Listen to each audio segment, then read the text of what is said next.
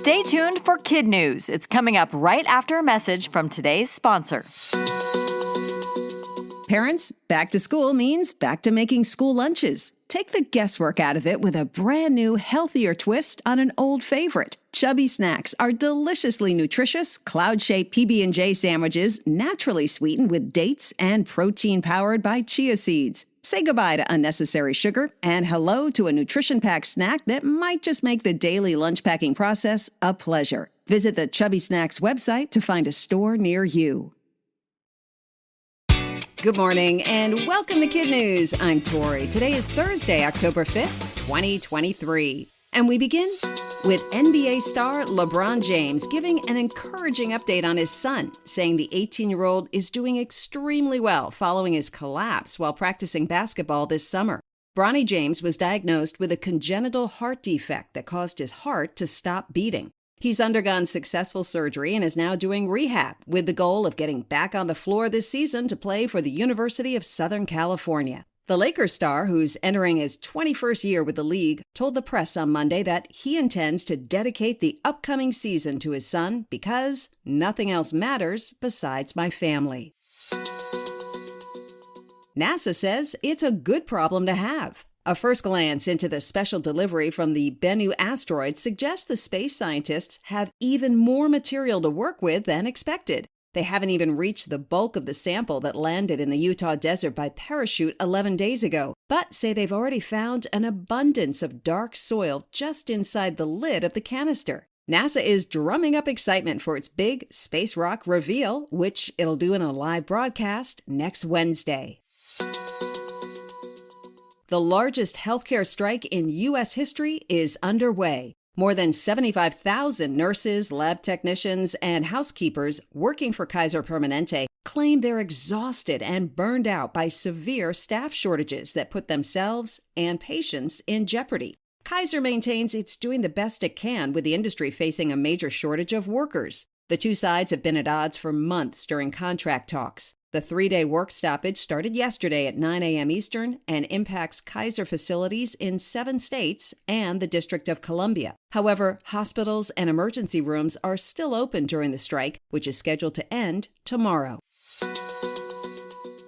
She is unstoppable. Last night, Simone Biles led the U.S. women's gymnastics team to a record 7th consecutive title at the World Championships in Belgium. According to ESPN, the American women have now won gold in the team event at every World Championship since 2011, a feat that breaks a tie with the Chinese men for longest consecutive streak. Even USA Gymnastics is in awe, posting, "The U.S. women are in a league of their own." Simone's team gold is her 33rd World Championship or Olympic medal, which ties Vitaly Sherbo for most by any gymnast.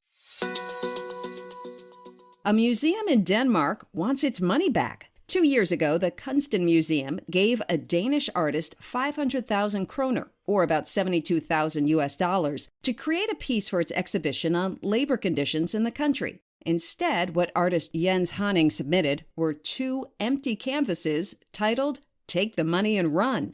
After a legal back and forth, the District Court of Copenhagen has ruled that Hanning must return most of the money, but he can keep a small amount as an artist's fee because the museum did display the empty frames as part of its exhibit. You may have gotten in trouble for not picking up your room or not taking out the trash, but for the first time ever, a company is called out for space junk. The Federal Communications Commission has slapped Dish Network with a $150,000 penalty because it left one of its retired satellites floating too low in space. Dish tells CBS Money Watch it believed the 20-year-old device was exempt from FCC rules about orbit location because it didn't have the technology to move to a safer distance. Space debris is a rapidly growing problem as the final frontier becomes more accessible to businesses interested in satellite use. The head of a Canadian monitoring company told the World Economic Forum this year that there is roughly 6,000 metric tons of garbage currently floating in near-Earth orbit. Coming up, one athlete paid a high price for celebrating a victory too soon. But first, our KidNuz quiz. LeBron James' son was diagnosed with what? a congenital heart defect. How many consecutive world titles do the U.S. women's gymnastics team have? 7, a new record.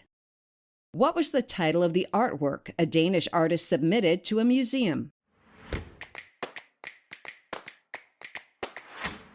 Take the money and run. Roughly how much space debris is floating in near-Earth orbit? 6,000 metric tons.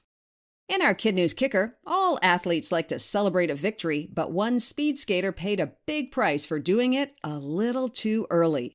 Jung Chul-won was part of a 3-man team from South Korea taking part in a speed skating relay finals at the Asian Games in China this week. As he approached the finish line in the lead, the 27-year-old threw his arms up in the air, but another skater from Taiwan stretched his left leg forward just enough to seal the victory. Jung's mistake ended up costing him and his team not just the gold medal, but also the chance to skip the country's mandatory military service. The skater told Reuters he let his guard down too early, he made a big mistake, and he's very sorry. Before we go, we want to say a big KidNuz hello to some of our terrific teachers, Mrs. Stevens and her Bulldogs at Paynesville Area Elementary in Paynesville, Minnesota, Mrs. Farber and her Skyhawks at Sunnydale in Lancaster, California, and Mr. Lechner and his Knights at Shape American Elementary in Mons, Belgium.